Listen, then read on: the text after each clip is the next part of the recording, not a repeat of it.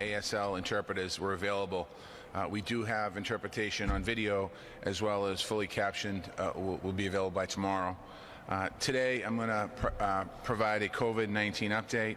Then Chief Martinez will provide some additional public health guidance, and after that Chief Martinez will be available for any questions on COVID. The state numbers as of Monday, 3,477 new confirmed cases. There were 45 new confirmed reported deaths. In the city of Boston, as of Monday, 316 new confirmed cases, bringing our total of cases of coronavirus in Boston to 51,506. There were 5 new deaths reported yesterday, bringing our total in Boston to 1,133.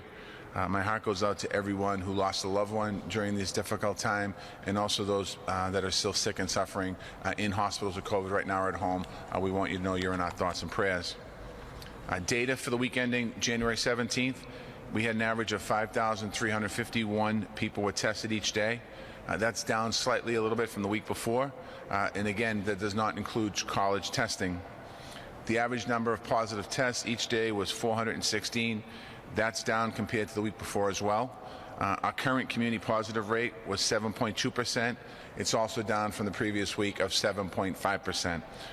We've seen positive test rates go down in every neighborhood, which is a good sign, and we're encouraged by seeing these numbers go down a bit. Still high, too high for where we want to be right now, but the numbers are definitely, I guess I wouldn't call it a trend, going in the right direction a bit here.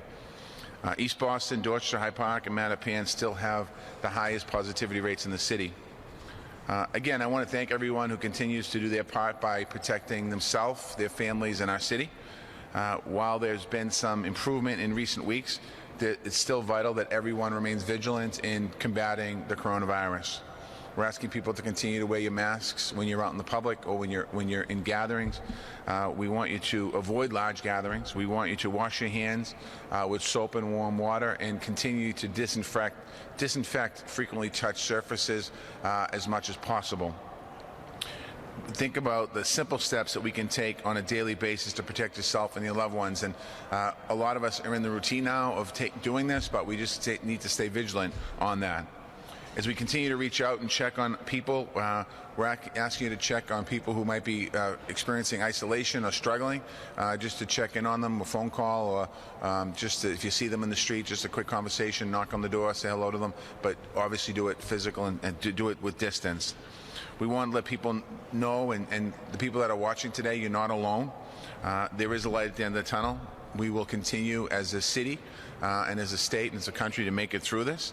We're asking people just to stay focused on a day at a time, and that's been able to help a lot of people, including myself, get through the virus a day at a time. It seems like it's been going on forever, and it has been going on we're about 11 months in now, and we just need to continue to stay vigilant on all of this. I want to thank everyone for doing your part day in and day out, and thank you for continuing to do your part. I'm going to remind everyone to get tested as often as possible. It's quick and easy. We have over 30 sites throughout the city of Boston. We also have mobile sites that are free and open to all, regardless of symptoms. And I'll give an update of where those sites are right now. One is in Dorchester at Prince Hall Grand Lodge in Grove Hall. This is a walk-up site and on-site registration, so you can just walk up, register on-site, and get tested. In Hyde Park, the Boston Renaissance Charter School, this is a drive-through, and you must book an appointment through the online scheduler. So if you want to get tested, it's quick, it's fast, it's easy. You drive in, you stay in the car, you put the windows down, and they test you. In Roxbury at Washington Park Mall, pre-registration is also required there, so you'd have to register, and I'll give you that information in a second. And in Jamaica Plain at the Mildred Haley Apartments, this is a walk-up site, on-site registration, so you can just go to the site, drive to the site, or take the train or bus and get out, and you can walk up and get registered and get tested immediately. There might be a little bit of a wait there. It's not too long of a wait, but it does move quickly. Dates and times for all of these sites vary, so you can visit boston.gov to get all of the sites in the city of Boston, including the 4 I mentioned just now, or call 311 for a complete list of details and from information. We're also proud to announce that the Strand Theater in Uplands Corner in Dorchester is now operating as a test site. This is a partnership between the City of Boston, the Strand Theater, Brookside Community Health Center, Brigham Women's Hospital, Southern Jamaica Plain Health Center, and Uplands Corner Community Health Center. So what we're doing is creating another site to be able to get tested. Testing started at the Strand yesterday. It will be operating on Mondays and Wednesdays between 8:30 a.m. to 4 p.m. The Strand is certainly a beloved cultural institution that the city and the community have worked hard to revive in recent years. I'm proud of the way that we're using this space to meet the needs of the community during difficult times. Again, for more information on the Strand Theater testing, you go to boston.gov, or you can simply call when you call 311. The city is supporting the state's vaccine rollout. We're working very closely with the state to expand the number and the types of vaccination sites to make it more equitable. Yesterday, the state announced a new mass vaccination site will open at the Reggie Lewis Track Center in Roxbury next week. This is in partnership between the state and the City of Boston. This is in addition to the site at Fenway. The City of Boston, the Boston Public Health Commission, will continue to monitor the data and help the state direct resources where they need it the most. This includes smaller priority group clinics, neighborhood sites, and mobile teams. For more information, including a full schedule of vaccine rollouts, is available on the state's website at mass.gov/COVID-vaccine. That's mass.gov/COVID-vaccine. We know that there are lots of questions about the vaccine, and people have lots of questions. We're committed to making this information clear and accessible as possible to everyone. Last week, the Boston Public Health Commission held a virtual COVID-19 vaccine information session. We will share a recording of the session online.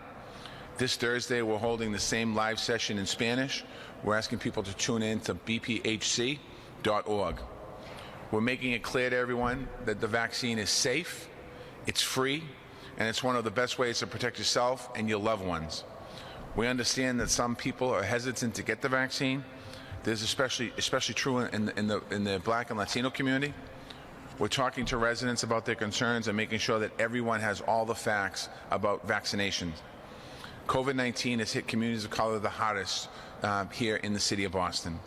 We don't want communities of color to miss out on the vaccine because it's the best tool we have to put this pandemic behind us and begin to heal as a city. The City of Boston will continue to empower local residents to share information in their communities and in their languages. Again, I urge everyone to take the vaccine when your time comes. And I want to thank the folks who have been able to get the vaccine for taking the vaccine. Today, I also have an update on the City of Boston's reopening plans. In mid-December, I announced that Boston would temporarily pause our reopening and move back to a modified phase two, step two program. We anticipate an increase in cases around the holidays, so we took action to try and slow the spread of the virus, to protect hospital capacity, and to avoid a more severe shutdown later on. The pause was set to expire tomorrow, January 27th. We're extending this pause through the end of this month. So on Monday, February 1st, we will move forward into Phase 3, Step 1. At that point, all businesses and activities that are allowed to operate in Phase 3, Step 1 can reopen with the capacity limits in place. The list includes indoor fitness centers and health clubs, including gyms using alternative spaces, movie theaters, aquarium, museums, indoor recreational and athletic facilities, indoor recreational venues, and with the potential for low contact use like batting cages, driving ranges, bowling alleys, and rock climbing.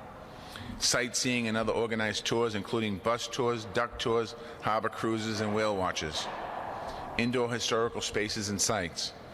Indoor event spaces, indoor and outdoor gaming arcades. Most businesses will be subject to the 25% capacity limits that the state extended through February 8th. All gatherings and events remain subject to capacity limit of 10 indoors and 25 people outdoors. This applies to public and private spaces. For a list of sectors subject to the extended capacity restrictions, we're asking you to visit mass.gov/reopening. Throughout the pandemic, Boston and our public health department have taken a cautious approach. We will only move forward with reopening if the public health experts feel that it's safe to do so. So everybody has a role to play in making sure we can bring back more activity safely. Again, wearing masks, social distancing, washing hands, businesses. We're asking businesses to enforce all safety protocol and let your employees work from home whenever possible. If it does not, if everyone does their part, we'll be able to move forward with reopening faster. I just want to close today by sharing the beautiful words of the inaugural poet, Amanda Gorman. Ms. Gorman has ties to Boston. She spoke at the City of Boston's Immigrant Heritage Month celebration this past July. During a difficult time for our city, she helped to highlight how resilient we can be as a city. And she echoed those values in Washington, D.C. last week. She said, "The new dawn blooms as we free it, for there is always light, if only we're brave enough to see it, if only we're brave enough to be it." I want to thank you once again and the people of Boston for your resilience and your kindness. We will get through these hard times stronger than before. And now I'd like to hand it off to Chief Marty Martinez, who will give an update and then take questions.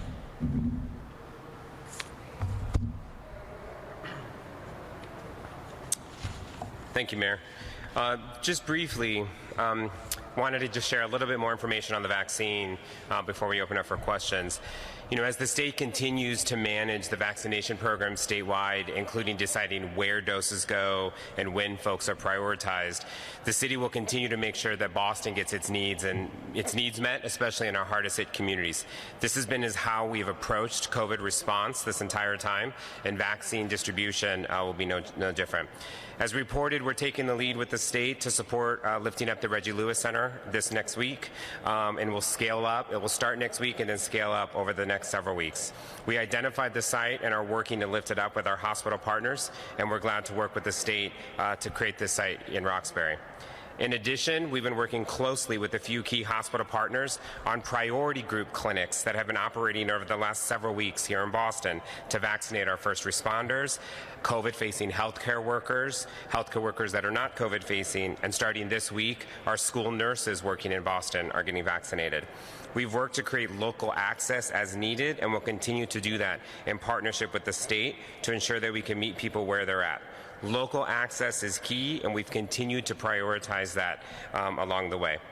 Over the next few weeks, we'll be finalizing additional sites in partnership with health centers, hospital partners, and other clinical partners to ensure that there are sites across the city as more people become eligible to be vaccinated and more doses become available to be used.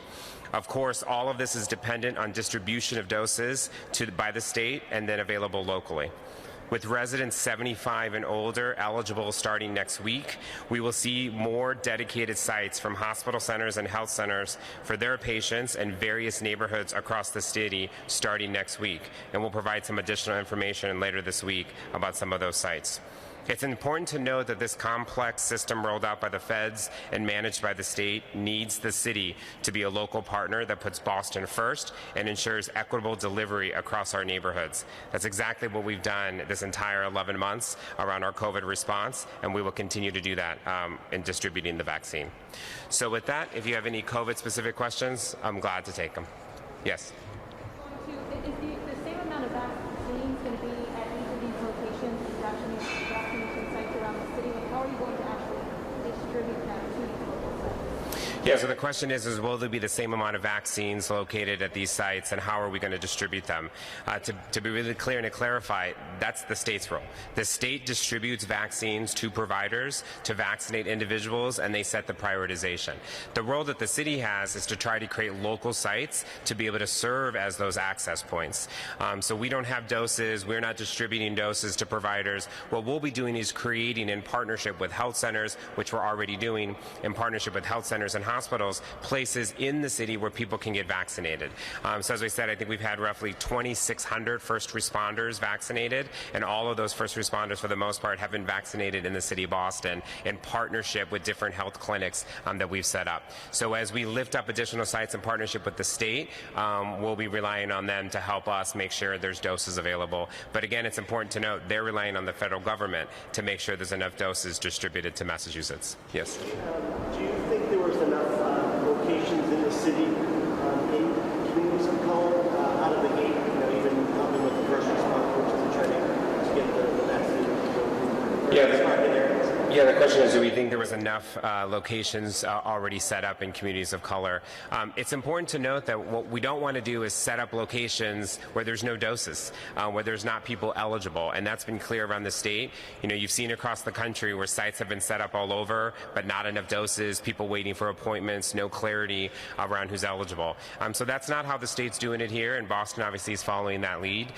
So we've been committed, like we did around testing, making sure that there will be access in communities of color when there's a large number of folks that are eligible. So again, we've been able to make sure that, you know, fire, police, EMS have been able to get vaccinated, healthcare workers through hospitals and health centers, again, school nurses starting, and then starting next week, you'll see 75-year-old residents of Boston be able to get vaccinated in different neighborhoods across the city, especially those in neighborhoods that are hardest hit in the community. Just one follow-up. The 75 and older, how do you connect with them? A lot of them are going to have trouble navigating. Yeah, great question. So, you know, the state changed the prioritization just yesterday to make sure that 75 and older would be eligible starting next week.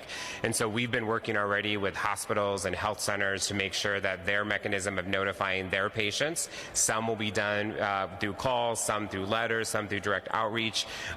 We will make sure that that information is updated on the state website. We know coming Monday, Fenway Park and Roxbury Community College will be accessible for folks to make appointments. That will start this week, but we'll also be working with our Age Strong Commission here in the city to help make sure they have the information to push out into the community.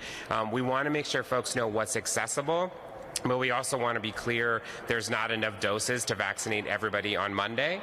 So it will take some time to ensure that the supply is going to meet the demand, but it's going to be an all-hands-on effort, which we're continuing to partner with the state on.